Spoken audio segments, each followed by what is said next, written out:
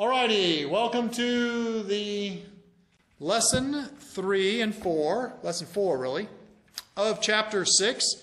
We're going to finish up the Constitution today and the amendments, I hope. And I hope we're going to be testing this coming Monday. Did you go ahead and push that? You good to go there? Alrighty. So we have been over the first 10 amendments, which are called what, Stephen? The Bill of Rights, sir. Bill of Rights, exactly. In general, the big picture, which is, oh, by the way, guys, if you look on about page 333, 34, 35, 334, the Bill of Rights protects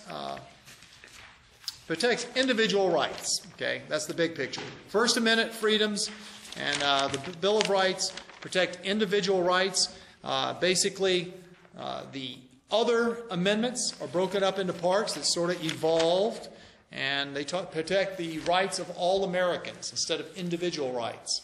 I think we got through reading the different amendments, and I believe we're up to number 11. Is that right?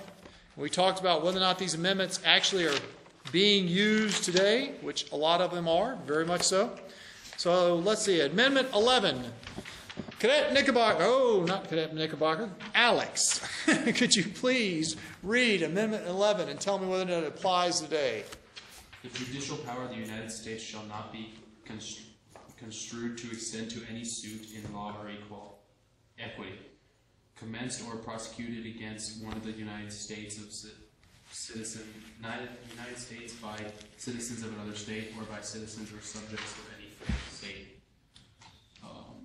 It limits the jurisdiction of the federal courts. The Supreme Court had ruled that the federal court could try a lawsuit brought by citizens of South Carolina against a citizen of Georgia. This case, Chisholm versus Georgia, decided in 1793, raised a storm of protests leading to passage of the 11th Amendment. So, do we worry about the 11th Amendment now?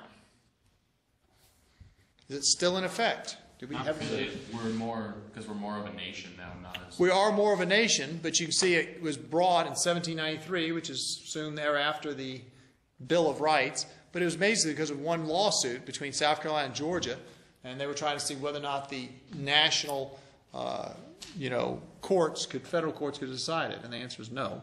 And so they allowed us to have a little more adjustment in that. Kind of led straight into the 12th Amendment, which actually ended up changing a lot of the ways that we elect our president and vice president. Okay, I'm not going to have anybody read it because it's kind of long, but basically when we wrote the Constitution, we were only 13 states, right? And we started to expand, and they wanted to have specific ways for choosing the president and the vice president. In particular, this 12th Amendment gives us what's called the Electoral College. Does anybody know what that is?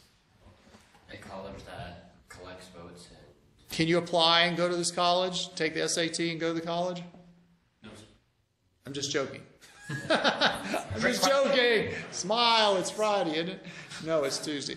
All right, no, the Electoral College is not like that kind of college. But what is the Electoral College used in a lot of other countries? We copy this from England? Yes, sir. Thank you very much for playing. No, so I'll try another one. No, it is not copied from England. Kind of like the House of Parliament, sir, where the nobles and... Okay, the House of Parliaments, where the House of Lords, we sort of copied, being senators, and the House of Commons, we sort of copied to be House of Representatives, but the Electoral College is totally different. Okay. When we vote for president, and we talked about this, I'm pretty sure, in this class, do I go and vote, my name is Denny Peoples, and I'm going to vote for Senator McCain, or I'm going to vote for President Obama? Do I vote for one person? No, sir. Who do I vote for? A state as a whole. No. Or the representative in your state. Who do I vote for?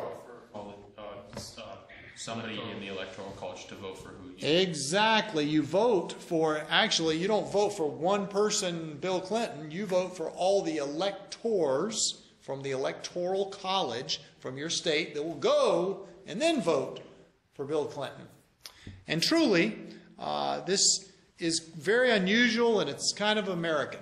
And so truly, you never do vote, honestly, for a president. You vote for somebody to go vote for a president. When you do this, can these guys change their